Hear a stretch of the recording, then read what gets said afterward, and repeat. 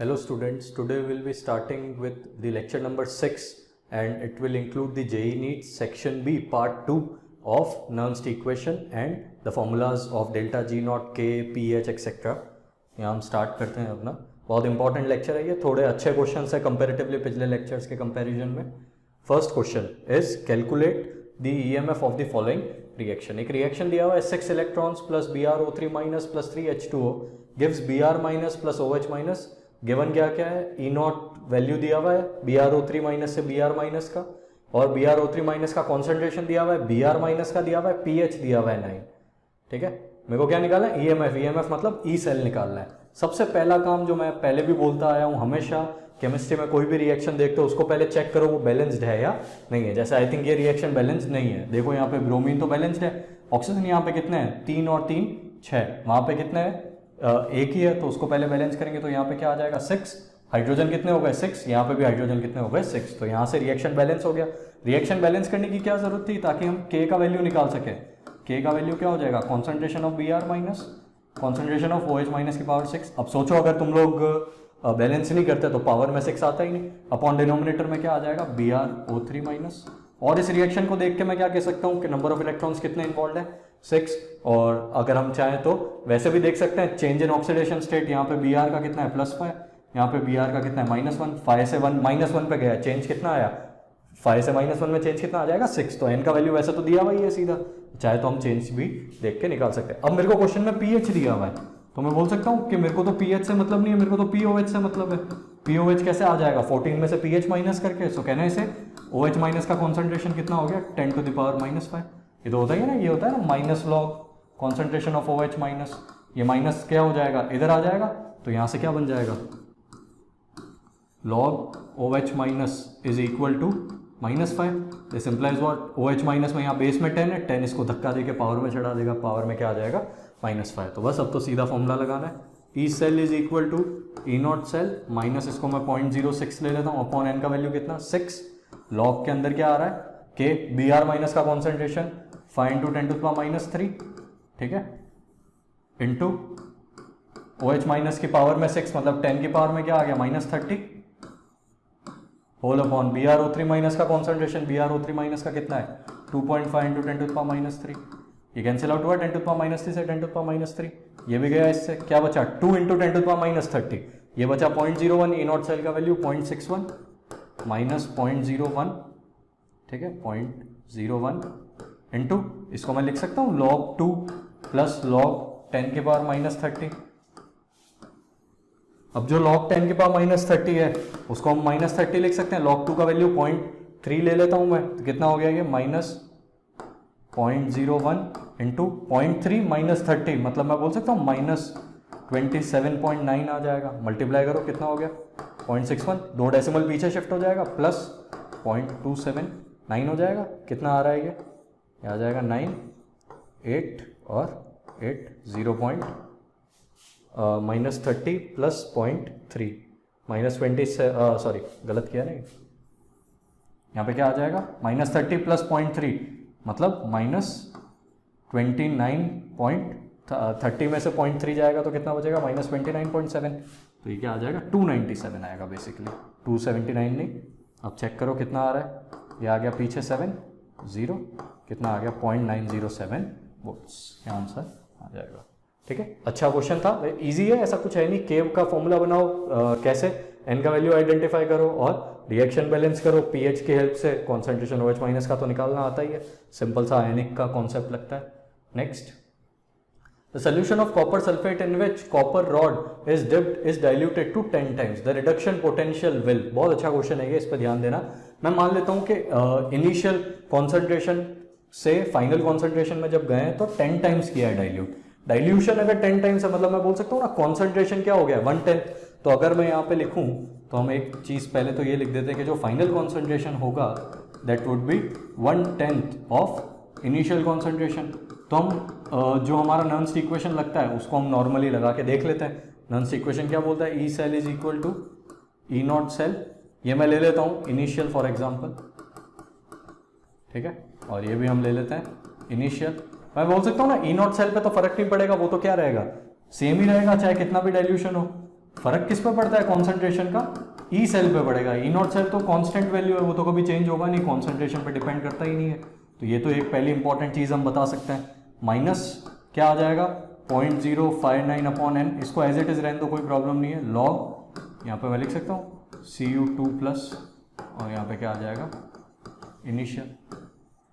Similarly can I write the same thing for final case, final would be equal to E not cell final minus 0.059 upon N log, अंदर फिर से क्या आ जाएगा 1 upon concentration of Cu2 plus, यहाँ पे हो जाएगा फाइनल।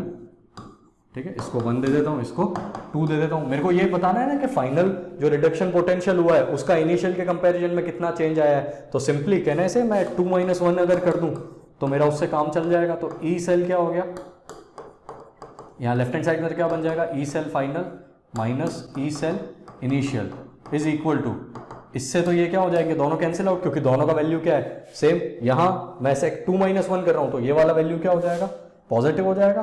तो 0.059 अपॉन एन लॉग के अंदर ऊपर क्या आएगा, ऊपर क्या चीज आएगी, इसकी चीज नीचे ही रह जाएगी, ये वाला ऊपर चला जाएगा, मतलब अंदर क्या बच जाएगा, लॉग के अंदर आ जाएगा ऊपर Cu2 प्लस फाइनल, और नीचे क्या आ जाएगा Cu2 प्लस इनिशियल। जैसे हमने नॉन्स इक्वेशन डिराइव किया था वही बेसिक हम यहाँ पे फंडा यूज कर रहे हैं। अब देखो यहाँ पे मेरे को ये रिलेशन दिया हुआ था कि जो Cu2 प्लस फाइनल है that is 1/10 of Cu2 plus initial. तो मैं बोल सकता हूँ ना कि ये यहाँ पे वापस एक बार लिख दूँ मैं, Cu2 plus final is actually equal to 1/10 of Cu2 plus initial. तो वो डिवाइड में अगर मैं करूँ यहाँ पे क्या हो गया 1/10 हो गया। अच्छा n का वैल्यू भी अपन लिख सकते हैं ना, Cu2 प्लस है तो वो तो Cu में ही जाएगा, तो n का वैल्यू कितना हो जाएगा 2।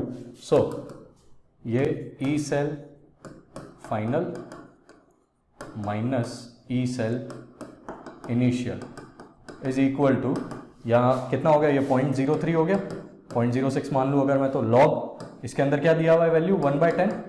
सो कहना ऐसे ये 1/10 लॉग का मतलब क्या हो गया, इसको मैं ऐसे लिख सकता हूँ ना, लॉग 10 की पावर -1 है ना, ऐसे लिख सकता हूँ ताकि अपन पावर वाला कॉन्सेप्ट लगा देंगे।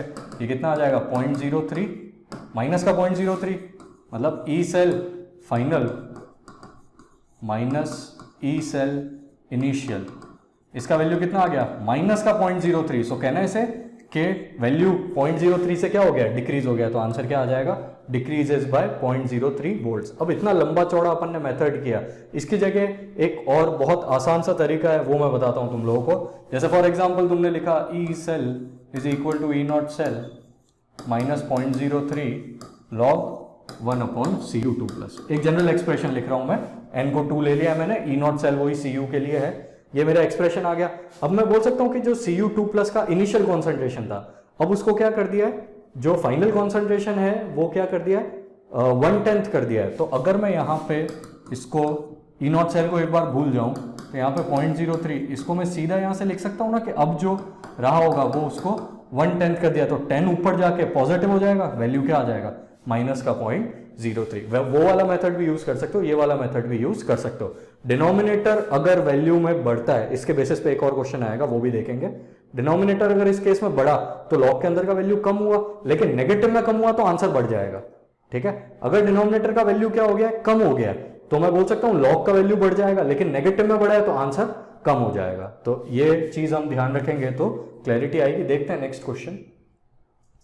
For the cell TL plus Cu2 plus Cu E cell can be increased by, इसी में वो जो फंडा मैंने दिया था वो यूज करेंगे। पहले तो बैलेंस रिएक्शन लिख देते हैं अपन, Cu2 प्लस यहाँ आ जाएगा TL प्लस और Cu, क्या मैं बोल सकता हूँ ऐसे करके बैलेंस हो जाएगा। n का वैल्यू क्या आ गया 2।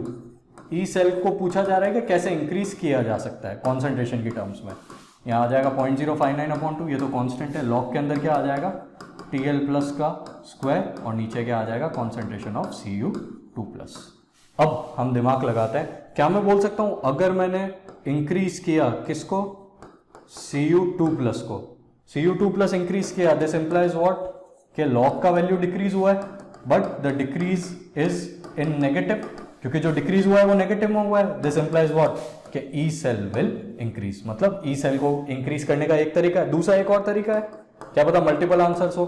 TL प्लस को अगर मैं कम करूं, TL प्लस को अगर कम किया तो अगेन लॉग का वैल्यू क्या हो गया कम हो गया, लेकिन जो कम हुआ है वो किस में हुआ है, नेगेटिव में हुआ है। This implies again what, that E cell increases. मतलब दो रास्ते हैं, इसको हम याद भी कर सकते हैं चाहे तो, कि अगर वैल्यू को बढ़ाना है तो डिनोमिनेटर को बढ़ाओ, न्यूमरेटर को कम करो। अगर मेरे को ई सेल का वैल्यू इंक्रीज करना है तो हम क्या करें, डिनोमिनेटर को इंक्रीज करें और न्यूमरेटर को डिक्रीज करें। बस इसमें कंफ्यूजन होके उल्टा नहीं लिख दो तुम, इसीलिए ये ट्रिक याद रखना डेंजरस है थोड़ा, तो मेथड ध्यान रखो। Increase in Cu2 plus option है मेरे पास, हाँ ये रहा, लेकिन एक ऑप्शन ये भी है कि डिक्रीज इन Tl प्लस, तो आंसर क्या हो जाएगा मेरा, बोथ बी एंड सी।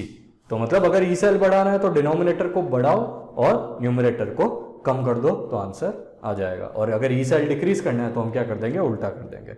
आगे बढ़ते हैं हम। A zinc electrode is placed in 0.1 m solution of zinc sulfate at 298 Kelvin. Assuming salt is dissociated to the extent of 20%, calculate the potential of the half cell. Half cell बोल दिया मतलब कोई problem ही नहीं है, मतलब मेरे को किसके लिए निकालना है, इस हाफ सेल के लिए निकालना है। E नॉट Zn 2 प्लस से Zn माइनस 0.06 अपॉन n का वैल्यू तो क्या हो जाएगा 2, लॉग के अंदर क्या आ जाएगा 1 upon Zn 2 plus. Easy question है, बस थोड़ा सा इसमें दिमाग लगाना है। ई नॉट ये कितना होता है, ये वैल्यू मैंने कहा था याद रखना, माइनस ये हो गया 0.03, लॉग के अंदर 1 अपॉन। अब मेन चीज आती है कि जिंक 2 प्लस का कॉन्सेंट्रेशन कितना है। जो सॉल्ट है वो डिसोसिएट हुआ है किसमें, 20% डिसोसिएट हुआ है, मतलब ये सॉल्ट डिसोसिएट इस तरीके से होगा। तो इसका ZnSO4 का कॉन्सेंट्रेशन कितना था 0.1 m, पर मैं बोल सकता हूँ ना यहाँ पे मैं देखूँ 0.1 m, तो मैं बोल सकता हूँ ना ये तो कितना है 20% ही है, क्योंकि डिसोसिएटेड 20% हुआ है, जितना ये डिसोसिएट होगा उतना ही तो Zn2 प्लस बनेगा। Zn2 प्लस का कॉन्सेंट्रेशन कितना हो गया 20% ऑफ 0.1, कितना आ जाएगा ये 20/100 इंटू 0.1, आई थिंक कितना आ रहा है ये 0.02 आ जाएगा। सो मैं लिख सकता हूँ 2 इंटू 10⁻², से लिख सकते हैं ना। तो यहाँ पे क्या आ गया 2 इंटू 10⁻², 10⁻² ऊपर जाके 100 हो जाएगा, 100/2 कितना हो गया 50। तो बेसिकली अंदर क्या आ रहा है -0.76 माइनस 0.03 लॉग 50, लॉग 50 को मैं लिख सकता हूँ log 5 प्लस log 10, log 10 हो गया 1, log 5 का वैल्यू 0.7, 0.7 और 1 1.7, 0.76 माइनस 0.03 इंटू 1.7, तो आई थिंक ये कितना आ रहा है -0.76 माइनस 17 3 51, 3 डेसिमल पीछे शिफ्ट करूंगा तो कितना आ जाएगा 0.051, देखो यहाँ 0 लगा दो, ऐड करो 1, तो 0.811 नेगेटिव में ऑप्शन है मेरे पास।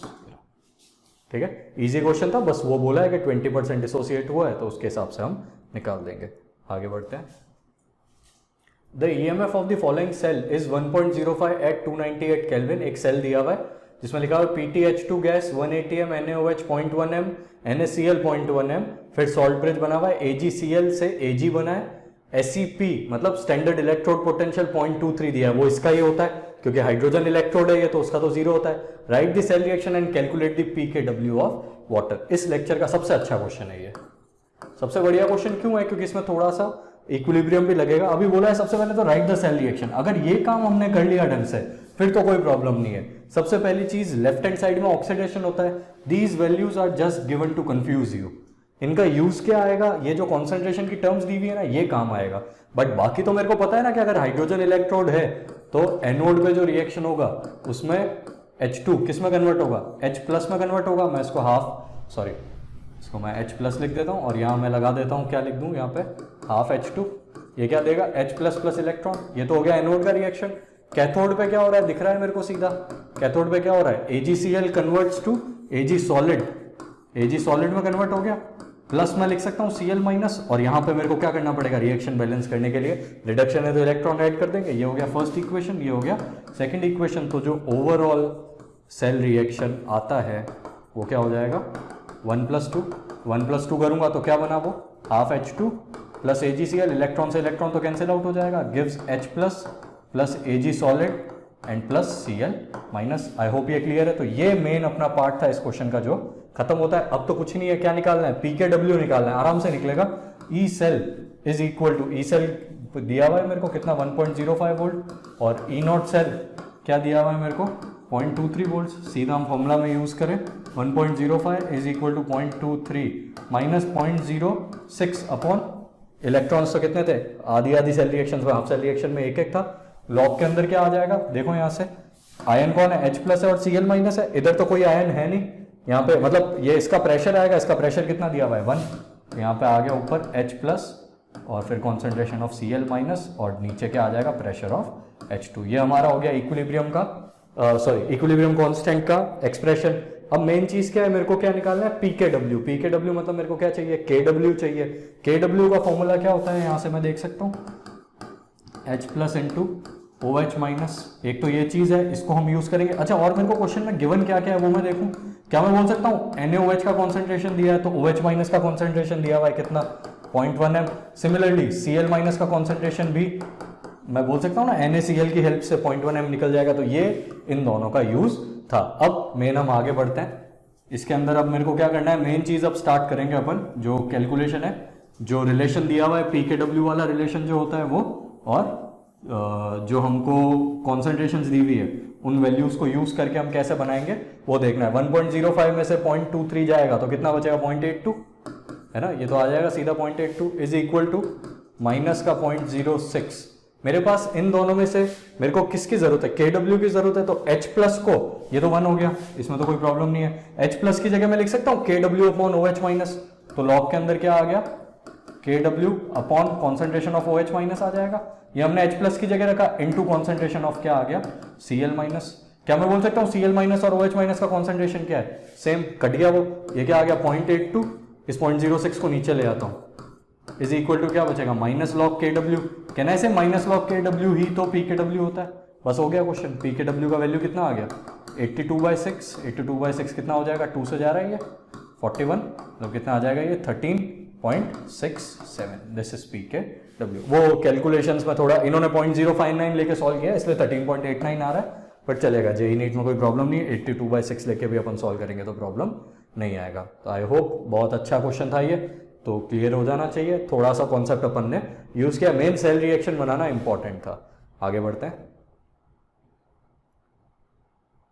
ये देखो ये क्वेश्चन है, ये इजी क्वेश्चन है, इसमें भी कुछ नहीं है। जो अपन ने कॉन्सेप्ट यूज किया था ना, जो लास्ट टॉपिक हमने पढ़ा था ग्लास बोर्ड पे थ्योरी का एक, जिसमें हमने अलग अलग अगर E0 सेल की वैल्यूज दी हो तो हम कैसे यूज करेंगे।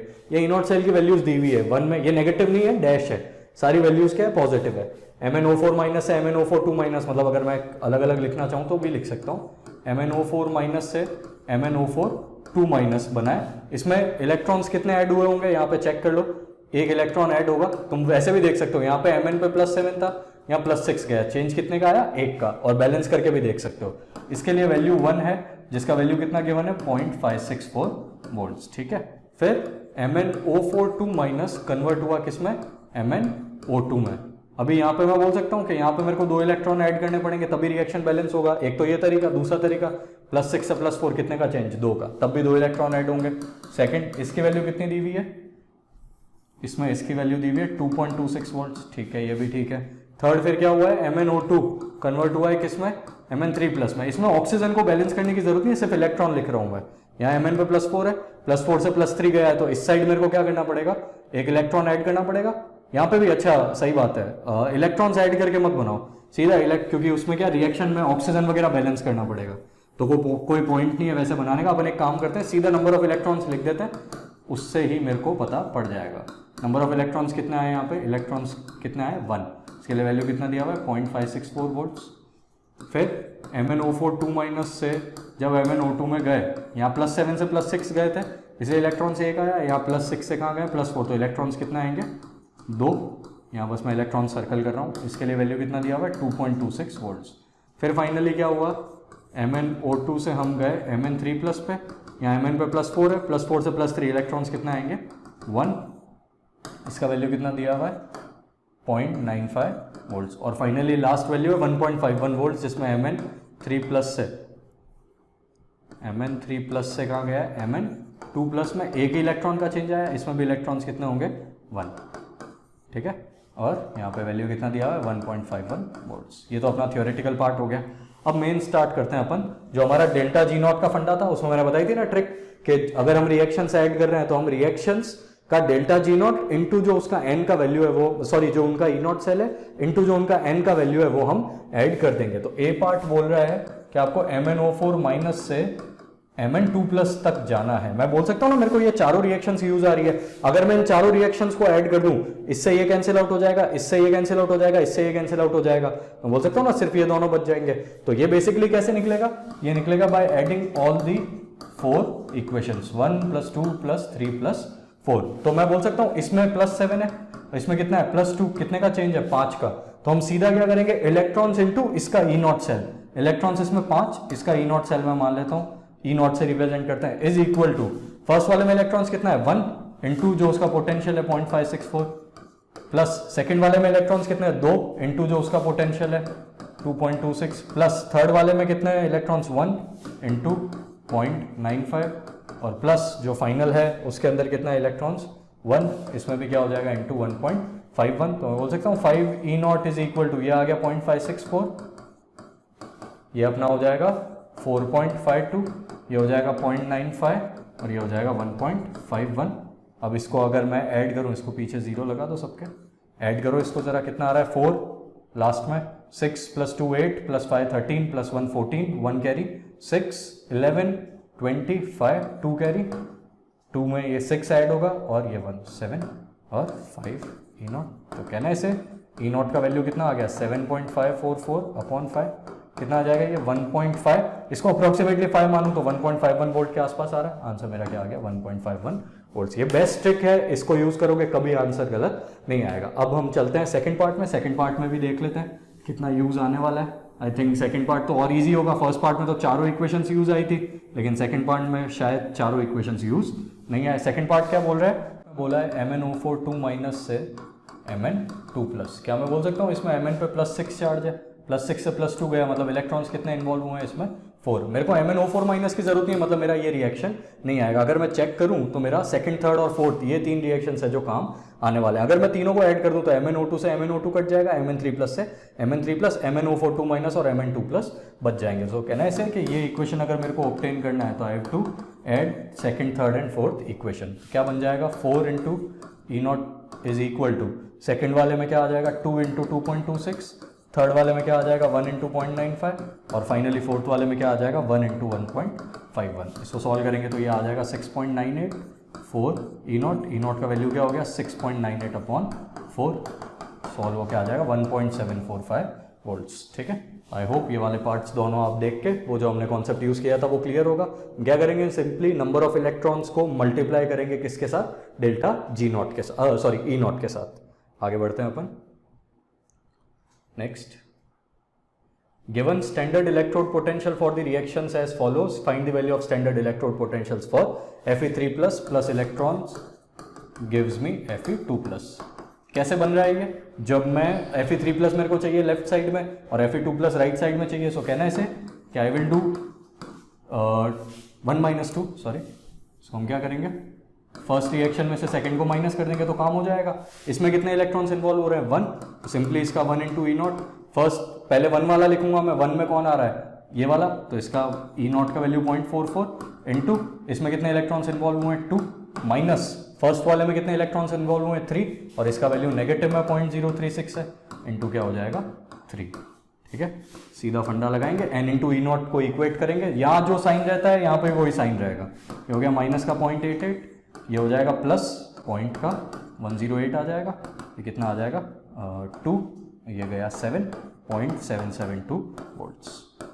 आई होप ये वाला भी पार्ट एकदम इजी है, इसमें कोई टेंशन ही नहीं है। Given standard electrode potential for the reactions as follows, MnO2 से Mn3+ का दिया हुआ है, Mn3+ से Mn2+ का। अभी वो मैंगनीज वाला जो क्वेश्चन किया था हमने उसके जैसा ही है।